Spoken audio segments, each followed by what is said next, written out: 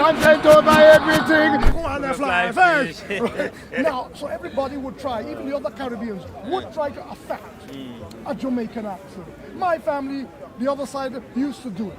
So I understand that. In America, the demographics are different. Every group, I think the difference in America is, you know, if you wanted to open a business and you wanted a ready-made consumer base, there were African-American, blacks, African-American. In this country, it was a little more difficult to break into business because your customer base was that much smaller. And I think for the African-American consumer, how you doing, my brother, you all right?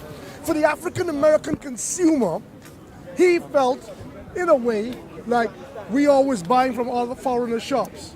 We always eating from foreigners. We always buying from foreigners. When are we going to do our own thing? Of course, you know, you have your Roscoe chicken and waffles. You have American business, black African-American businesses. But by and large, a lot of the businesses were Caribbeans and Africans. You go to Manhattan, Mali, Guinea, Conakry, Mali, and Senegal restaurants in Manhattan. Yeah. You see? So I understand. Remember, if you go up to Harlem, that bit, it's almost concentrated. So there was this feeling where Harlem used to belong to us.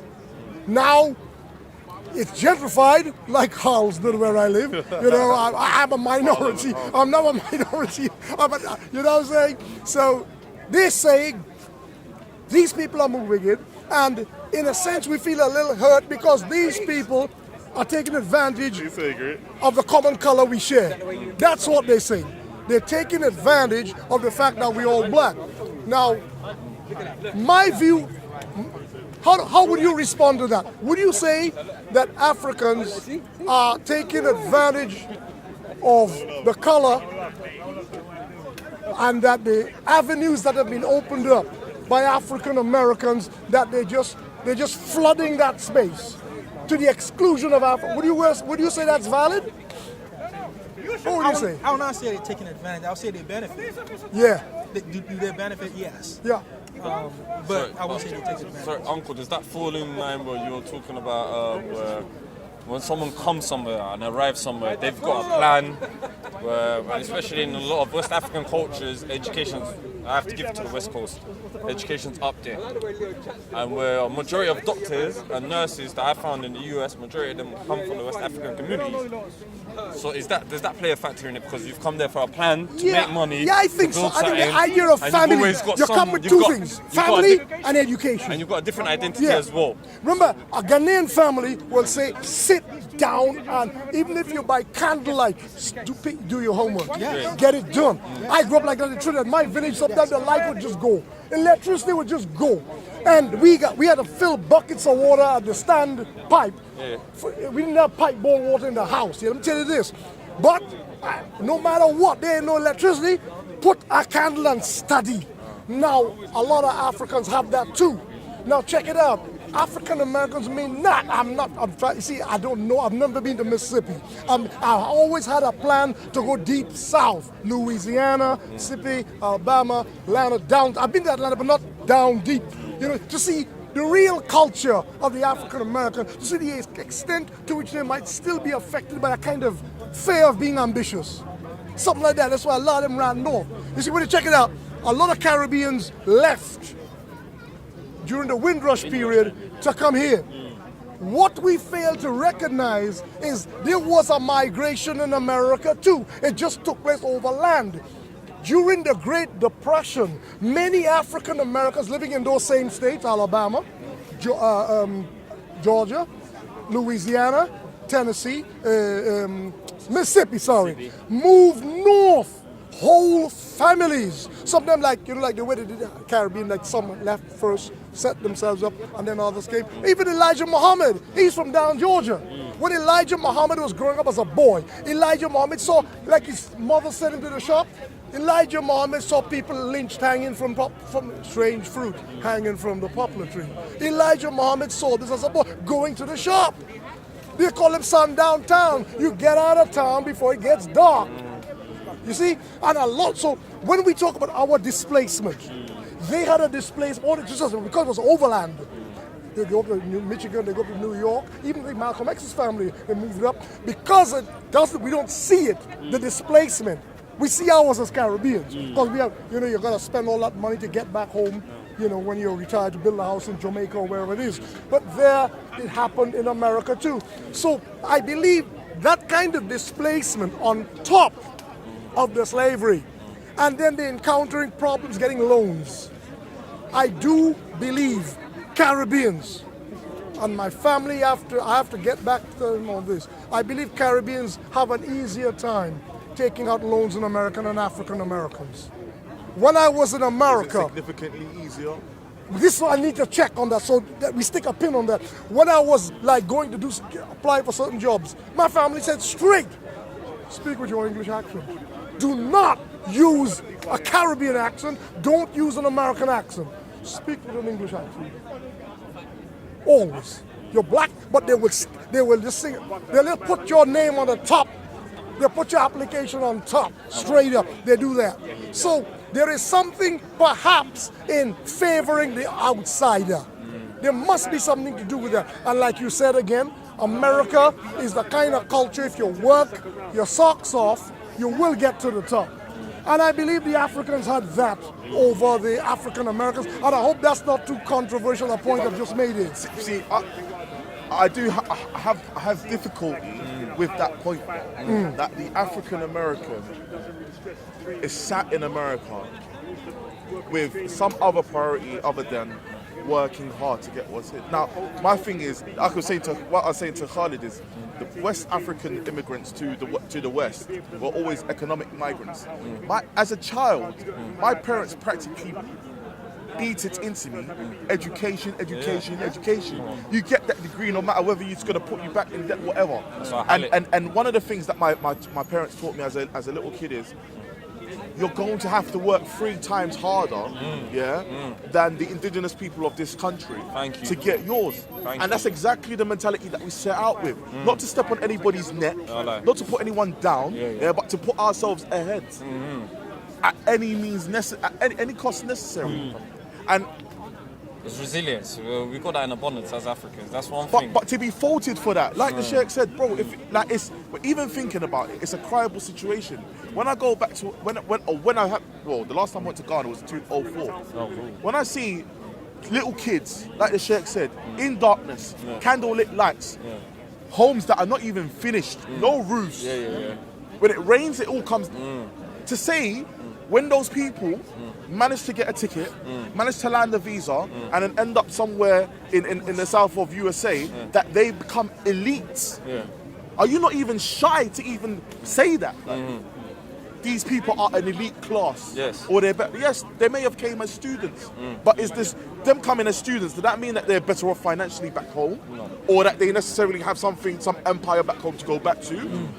Or that they can run away from the American problems? That they wouldn't have been lynched at the same time. The white American man does not see distinction between me and Sheikh Danjuma and his brother here and Khalid. They don't see that. Now I understand the brain work, the warfare, the psychological warfare that they've done to the two groups is different. Right? But like the brother said, that's not necessarily mean that the solution for both of those parties is not the same. And quite clearly, they lump us in the same batch anyway. So, I mean, the only thing that I would say ADOS has, right, is in terms of reparations. Yes, I personally don't believe I fully support that. I personally don't believe they're ever going to give them reparations, or there's some viable metric by which they would quantify how to give anybody this back. But one of my arguments yesterday was, we're met with this hostility, Sheikh Danjuma. I don't know what your take would be on it. If ADOS's thing is to separate the African immigrants away from those immigrants who went through slavery because of the job or the work that's been done to their forefathers, right? Then would it not also follow then that ADOS should divide itself into 2 parties? The children of house Negroes and the children of field Negroes, right? And the children of the field Negroes would need to be compensated more than those of the house Negro, because the house Negro never had it bad as a field Negro. Yeah. I mean, if we get that deep into, I don't want to be mischievous. I know, but I'm trying to know how can we determine that is a progeny of a field Negro as opposed to the offspring of a house Negro. Whoa. How can we tell? That's my whole point. Well, one of Professor the Henry Louis Gates. How would you classify Professor Skip Gates? I have not seen his face. I wouldn't know. Oh, you don't know, I don't know. okay. But I'm saying, All right. generally speaking, I was being mischievous. I kind of don't like him too much. no, because one of the things that annoyed me about this video that Khalid showed me was that the woman who was talking to the brother was significantly lighter than the brother, right? And she could very well go. Missed, she could. Mulatto, what do they call it? Mulatto. Yeah. She's a hot lady, She could basically. easily slide underneath the radar, whilst that brother would get lynched, beaten, battered, and bruised. And then she's trying to tell him, you are not black enough.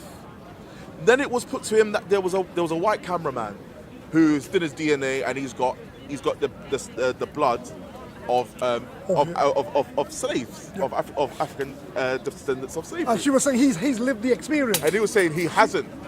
He So hasn't, she was yeah. saying his color allows him to hide from the onslaught or the oppression of the other white man.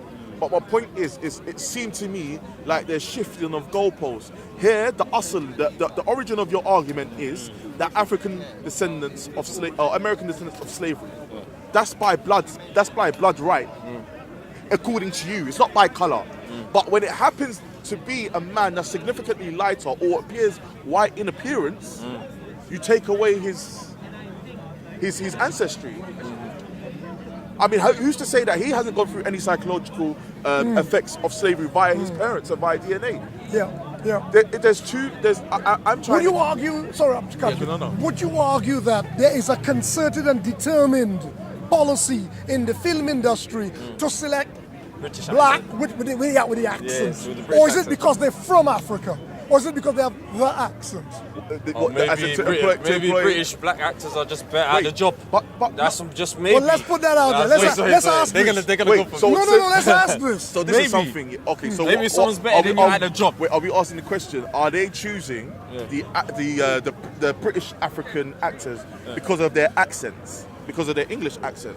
Because they're not playing these roles, they're actually taking on African American accents when they play them. That's the thing. Do you not find it a kind of legitimate complaint? A little bit, just a bit. Because they've highlighted a couple of British actors okay, now. wait. It's like 1, 2, 3, Do you know what? 4. Maybe I'm an idealist, but I see these people. Bro, Daniel Kaluuya is an excellent actor. Yes. I see No his doubt. merit. No doubt. No one can tell me he played a bad role in it. But Samuel L. Jackson. I didn't know he was an African until somebody He said was- he it. was I think he was a Ugandan until someone told me. I thought it was African American until he started speaking. Yeah. Bruv, Peckham. Yeah. That's down the road from I me. know. And the sister, Cynthia Erivo. Cynthia Erivo. Bruv, she's I from went very- to school with her. Vauxhall. She's from South London, bruv. from the hood. Yeah, she's from the block. She's from the hood. She worked her way, bro. She went and done Broadway and all of that. She's been grinding and grafting. She didn't get anything handed to her on a plate. And that's my issue. Where it's like, And I you've think had she- everything handed to you. And Eesa, I think she nailed the role as well. When I watched the whole film, Harriet, I think she nailed it. To be honest, I haven't watched the film because there are some aspects of the film. Yeah. Hollywood always does it. Yeah, they always send subliminals about black people. The criminal ends up being a black man, and it's just this. Do we still get killed first? I've seen it. Oh, still I'm get not, killed first. probably. I've stopped. I've seen it in a I've couple of Somali films like Captain. I've actually There's a abandoned. camera there. Are you? Oh, okay. I've actually abandoned and boycotted all type of slave genre films. So I don't watch that anyway. 12 Years a Slave, all of that nonsense. You're Okay, not so gonna let me find- ask the question. Yeah. Does the Obama thing that Jesse Jackson say have any merit?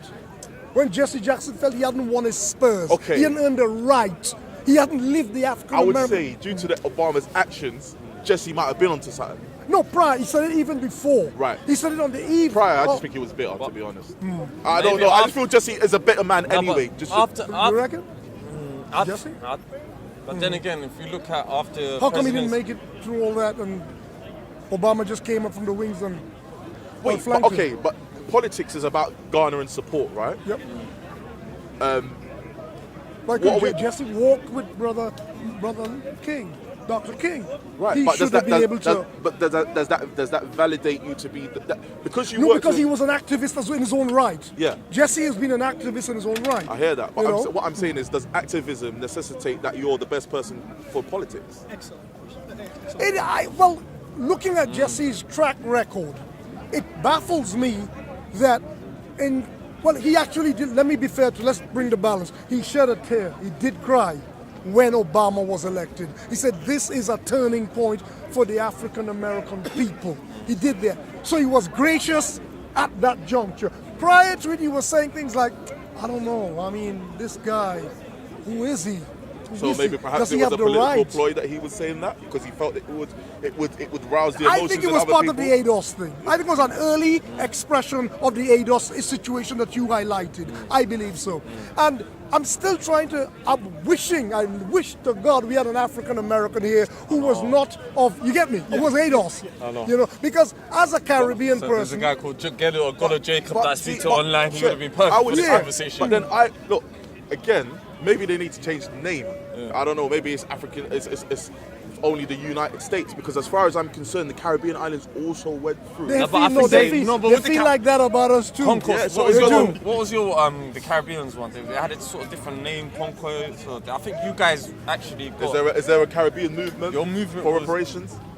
Oh yeah, well we kind just of the started Caribbean it. island, yeah, with the Caribbean islands by itself. Yeah, but no, that's not the There beef. was a though. name. There was a name for it. I forgot. I don't even know either. My main concern is, as a Pan-Africanist, what this is doing to the family. That is my main concern. Now, I hear rumblings like this in Harlesden where I live. I spend a lot of time, I waste a lot of time on Saturday evening in the sauna and in my area there. And people sit and get together and they talk about this. And I'm hearing Caribbeans talking the same way about Africans. I'm hearing them say things like, well, we came first, we did all the dirty work, and now... Which they did. They yeah, did but do right a lot now, of dirty a work. lot of the Africans, we don't have the middle class kind of African coming anymore. The middle class, like your parents, the middle class ones who came and who used to look at Caribbeans as, you people are the Wakata, what is that? Akata in Yoruba, the sugar cane eaters, Akata, you know, those kind are no more. The Africans we coming now is like working class, if such a concept still exists in the way of labor relations of change. The African coming now is more like the Caribbean who came as working class to work on London transport and in the health and cleaning. So it's different.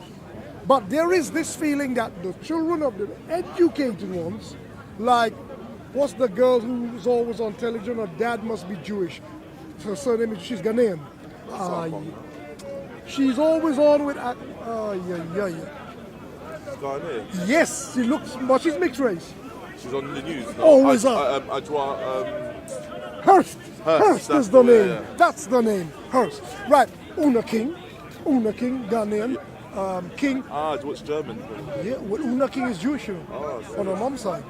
Or King. I think one of them is Jewish, one is Ghanaian. Steve. Yeah, she's in the House of Lords now. So what I'm saying is there are a lot of Africans who have made it from the middle class nature of the first crop that came. Now it's leveled out, it's leveled down, unfortunately. So everybody poor now. The Africans poor, and they can't claim middle class status, and the Caribbeans still poor, right? But the situation in America, to me, I think is creating I want to think this. It's creating a bigger problem than need exist. But I'm hesitant about saying that without listening to an African American who is from the ADOS community saying, well, listen, we're experiencing this and it's beginning to jar. I haven't... To be honest, I'm starting to think the Pan-African thing is a pipe dream. I was saying that to Dawood the other day. I'm starting to wonder if the ties are maybe too superficial to uphold themselves. If the tent is too big, under which we're trying to force all these people. Yeah. The tent might be too, tent is too small, and we're trying to force too many people under this tent. You see, what I would like for the African American to say is, we have to get together and use this as a spur to build our community, but not in opposition to the Africans who've just come, or the Caribbeans who've just come, or the Afro-Latinos who've just come. We're doing it because we have to do it. It's like what I said about India. I believe every African country, every African ethnicity, every group, every subgroup, and every sub-clan has to get working on their local constituency. But we cannot do it in opposition.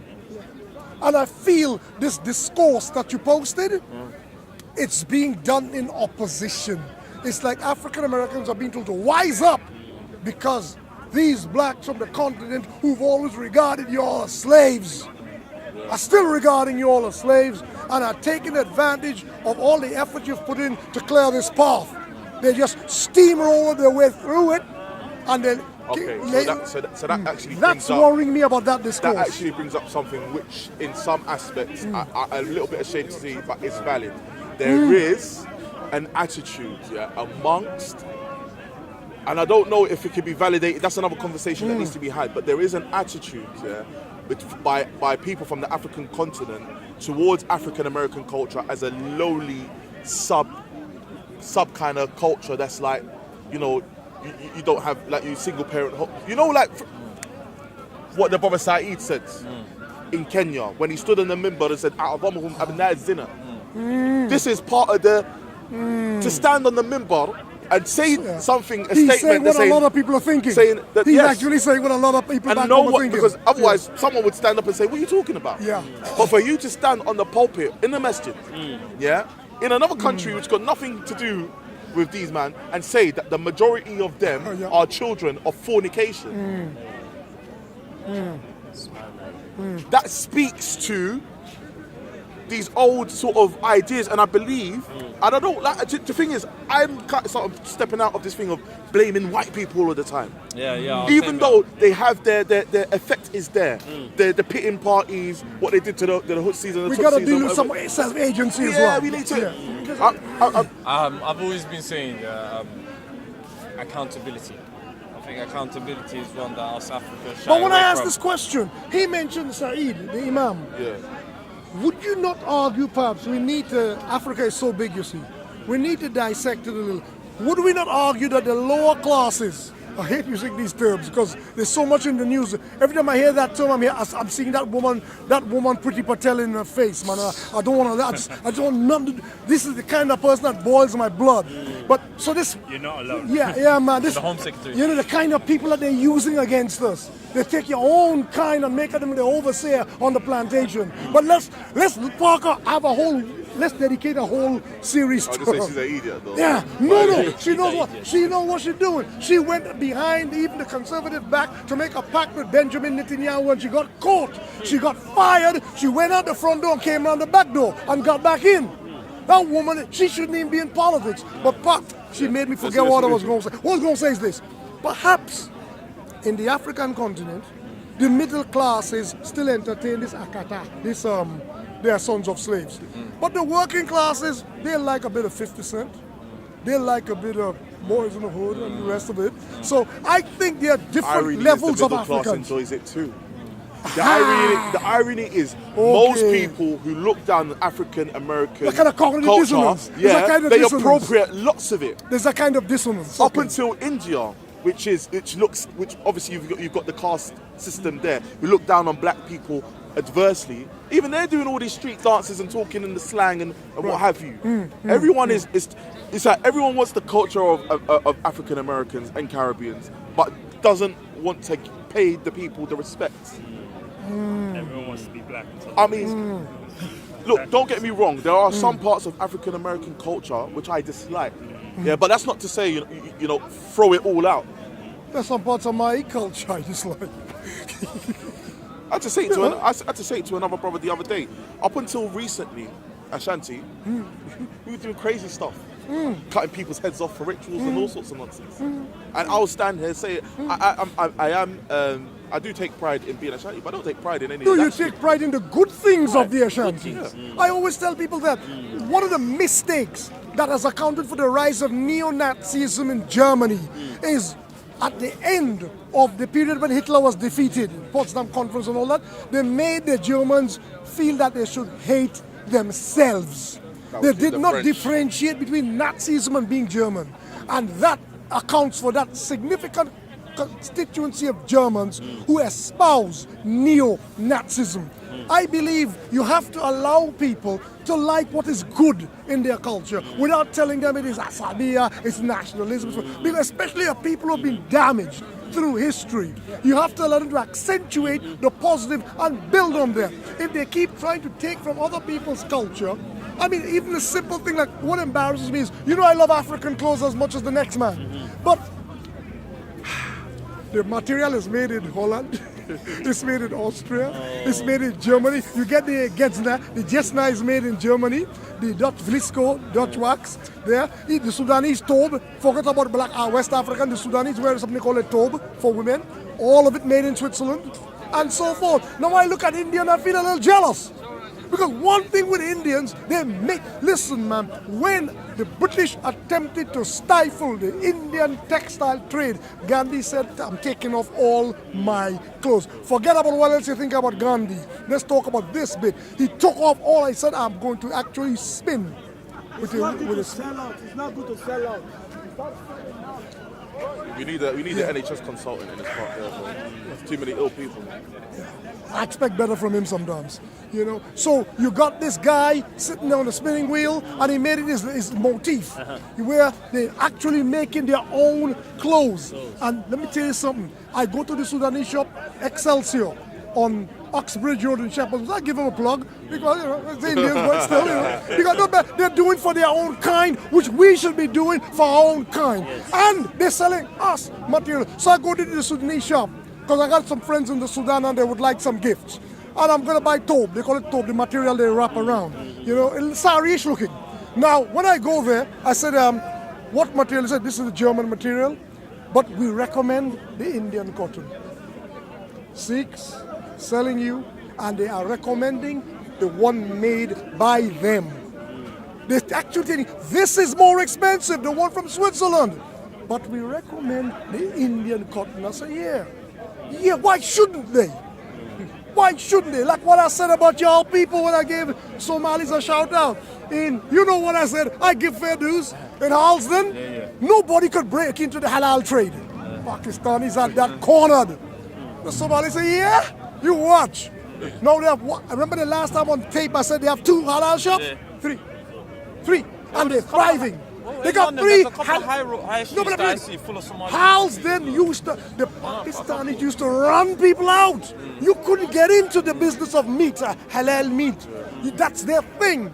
Like the corner shop belonged to the Hindus, yes, the halal shop belonged to the Pakistanis. Yes. That was how it went until the Somalis just came. And by sheer force of numbers, they have customer base. I call that black power. Who don't like it, that's their business. I call that black power. Whole unity spending, take a lesson. Buy, take a lesson, right. And if the Indians want to sell their material and say, we recommend the Indian cotton. Fair dues, brother. That's what I'm saying. I would like our people to each get strong without blaming the other. And that's what I would like. So this business going on in America, I find it a little worrying. Now, I'm not there. I haven't been there since 2010. I had trouble on Delta Airlines. That's another story. I should talk. One of these days, I'm going to talk about it. And I'm going to sue Delta Airlines. I ain't done with them yet for what they did to me, right? But, the Muslim thing about back then. And the problem is, if we had an African-American here or two, they could perhaps give their story and say why they feel. Because I'd like to hear Caribbean Muslims in Halsden. I'd like to hear from them saying, I say, guys, we've been here longer than the Somali. How come we don't have a halal shop? How come they have one? And they will remind me of Brother Abdoulaye Ba from Senegal, who was the first person trying to open a shop in Halsden. Now, for the record, it was not a halal meat shop. He was opening a corner shop. He's from Senegal. And the Fulanis, they like, when they are not herding cattle, they like corner shops. They don't like working for people. So he's a Fulani from Senegal. He has his corner shop. The Hindu contingent in the area told the wholesalers, if you supply that fella, I'm sure they use the N-word, that color, don't bring your goods to us. They froze the guy out. They ran him out. You see, they couldn't do it with the Somali because the Somali had numbers. There are people go and buy in their shops. So now I see the Pakistani butchers, when you see them now, they're doing the thing they never used to do before. They're standing at the door welcome, begging you to come in. Because they're consumers' base has dropped, right? Now, I want our people to think in terms of development. If Ghana is developing, if the Nzima, the Ashanti, the Akwapim, the Fanti, the Ahanta, if they develop, each group develops itself, I don't want to hear them saying, I am developing at your expense or you developing at my expense. Maybe that's a pipe dream like the brother was saying for Pan-African, but that's my way of looking at Pan-Africanism. I want our groups to work each on their own and link up. When they're strong, even if they're not strong, if they see the opportunity to link up, link up. But this to me is worrying. This thing about African Americans versus the rest. Do you know what? You open up another can of worms. Yeah, because even when you talk about a can, I don't even like it's. I'm laughing because I don't even hear people like even break down the certain little factions of their can. The can are made up of subgroups. You know what I'm saying? Yeah. So you say Akwapim, like I like forget Akwapim. Afanti and Shanti can't. And their languages are almost incomprehensible. They can't just, it has got a bit to do with it's got a bit to do with a coonery though. No, but you had to coon. You had to coon. You know why they had to coon? Listen, these guys. Ghanaian friends, I'm not getting involved. These guys push them to the coast. They are the guy. Squeeze them on the coast. The Danish people arrived and gave them weapons. What do you think they're gonna do? That's our unfortunate history. Our history is unfortunate. You are a Hausa man. You are not in this one. These are these Southerners. My grandmother actually is an Ethiopian. Zachariah, okay. See what happened to the Fanti? People like to say the Fanti cooned out, but the Fanti they kind of had to coon because they were the next place they were going to get pushed into the sea. They're going to get pushed into the ocean. It's a West Coast story. It's a West Coast story. It's a West Coast story. Us fancy man about ham and cheese and everything there. Bro. Listen, they are like even their names. My name is Kaisley Hayful. Yeah. Bro, no, it's so deep, bro. Listen, it's so deep. They're proud of it. I had an interview. This was in 2012. I'm having an interview with a dude and I know this guy's from my country. But I'm so thrown off. I'm reading his name. Cuddler Lindsay. What? Where did that come from? Like the most imperial of English names they adopt. And they maybe it's a Ashanti thing, it's an Ashanti bias, but let me step out anyway. It would be of benefit for all of those groups to empower themselves on an individual basis and then come together as a unit, all strengthened in their own branches. But we don't even think, we're not even in that state of thinking of how are we going to benefit 3 generations later. How can we get there? Education. Like what are we doing? And education. But I feel like there needs to be do you think by just telling people top down, our similarities outweigh our differences? Do you think the people on the ground are going to buy that? I mean, we're saying that kind of top down. Right. Because it's an aspiration. And Nkrumah was trying to do that. And Nyerere in Tanzania. Nyerere the same in Tanzania. Do away with. Okay. The groups are very partisan. Ashanti want an Ashanti person in power.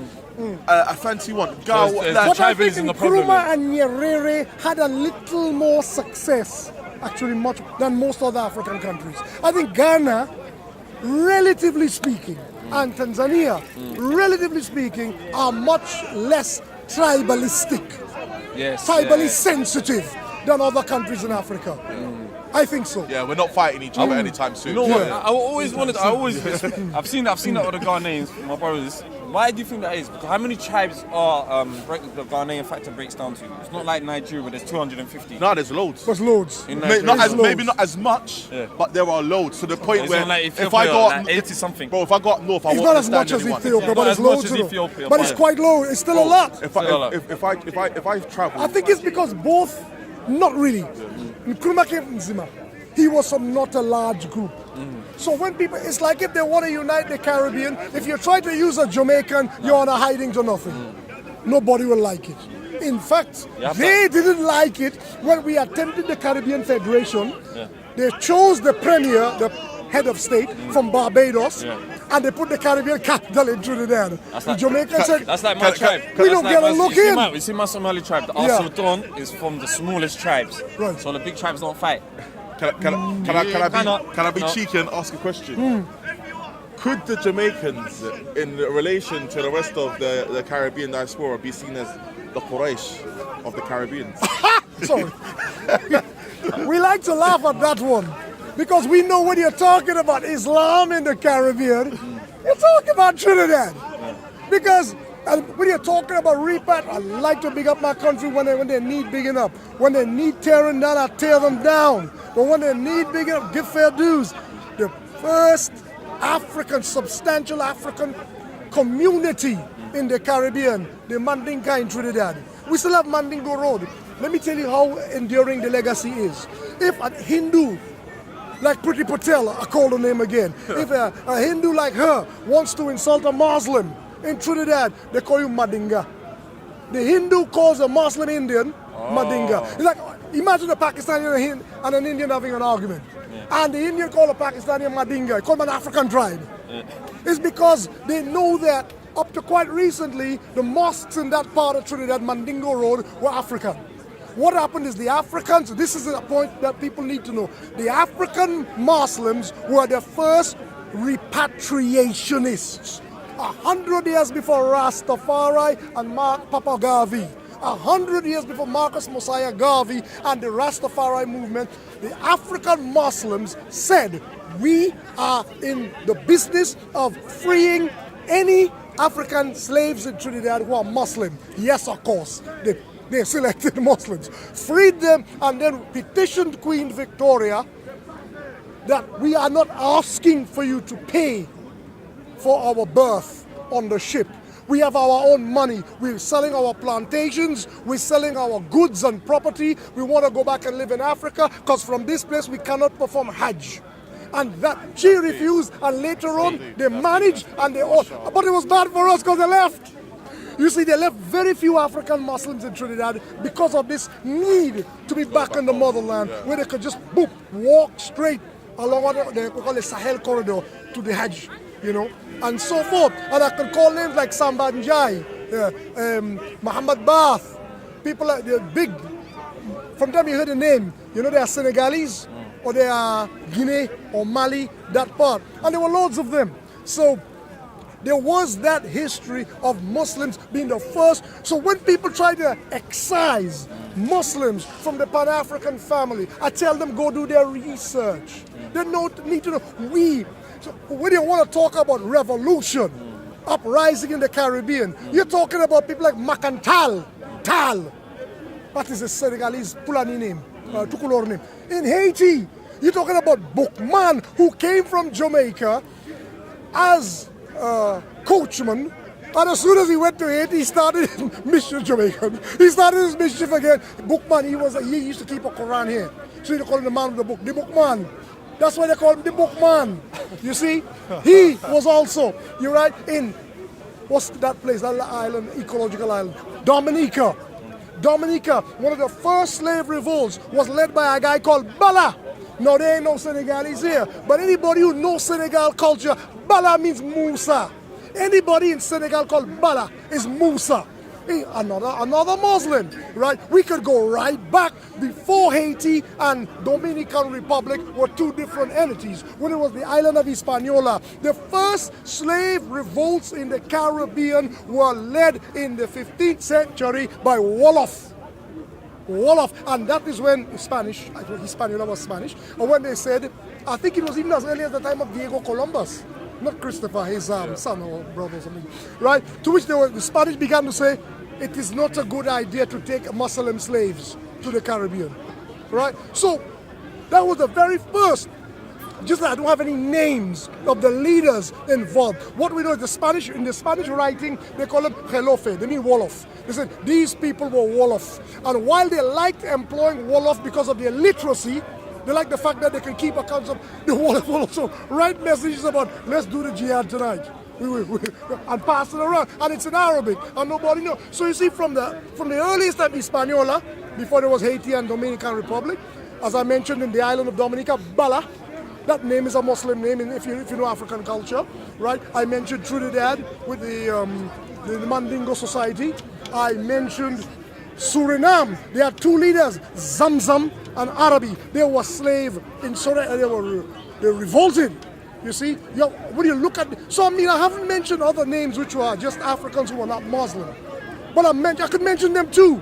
You know what I mean, like Taki from Ghana in Jamaica, and of course the Maroons, Kojo, Kofi, Achimbong, Nani, Kweku, and all these others in Jamaica. I could mention them, so I'm not going to just stand here and say it was only Muslims who led all the slave But the point revolts. is that the Islamic heritage is they were in the big. forefront. I don't even have to talk about Brazil in 1835. You know the story of Brazil, all those Yoruba and Hausas who led those jihads to the point where they said, we better let's direct our slave activities towards Angola, Congo, Angola, because these people on the West Coast, there are too many Muslims among them, and they're troublesome. You see, so that's what I'm trying to say. When people try to take us Muslims out of the Pan-African family, I think they're doing us a disservice and they're doing themselves a disservice. And I know what bothers them. I'm not going to talk about that today. Today we're discussing something else. But I think I'm going to start getting ready. I'm hearing my brother calling the Adhan back there. Pray the Maghrib and then come back? Or I think I know. I'm having real difficulty these days. Yeah, I'm having a lot of difficulty these days. But I think we've done this subject. I don't know what more we can add on. Maybe you could give us some closing words. You're from America. We're kind of happy to have you here. How long are you in the country for? You're living on? You're here for another week? No, just a week. Yes. Are you from Washington, D.C.? So we have a brother from Washington, D.C. We give the brother a big up. He's a Muslim brother. He's a lovely brother. He's from both sides of the water. He's as American as he's African, as he's African as he's American. We love to have you, brother, in England. And ahlan wa sahlan. You're most welcome among us. And thank you for giving. Say any last word you'd like to say, man. Anything else you want to wrap the subject up? Not much. As I've told you earlier, I've benefited from a lot of your videos, and just this encounter also it's been nothing but edifying. So I've learned much more. But to pick on what you said and what you also have said, there's nothing wrong with working together and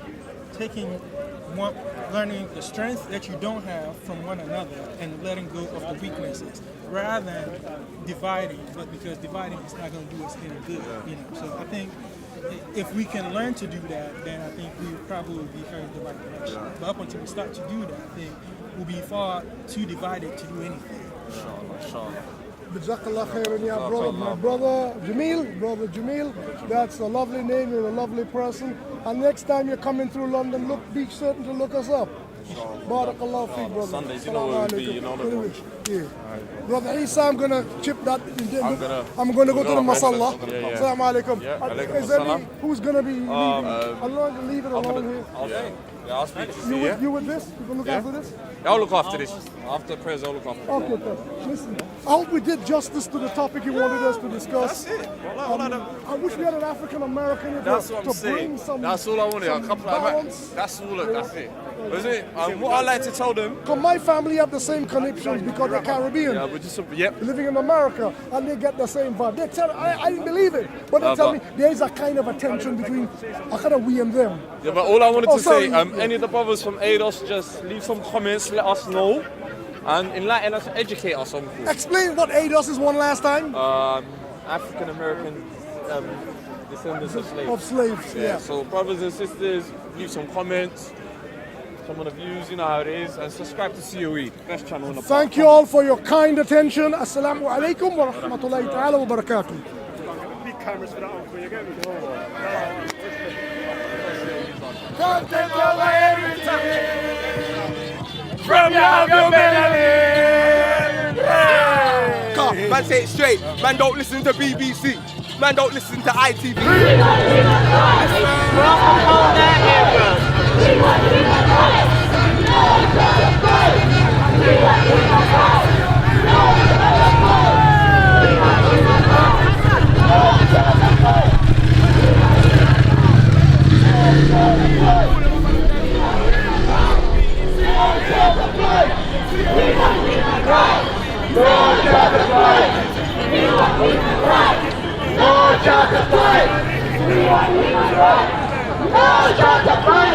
No Yeah, talk to yourself.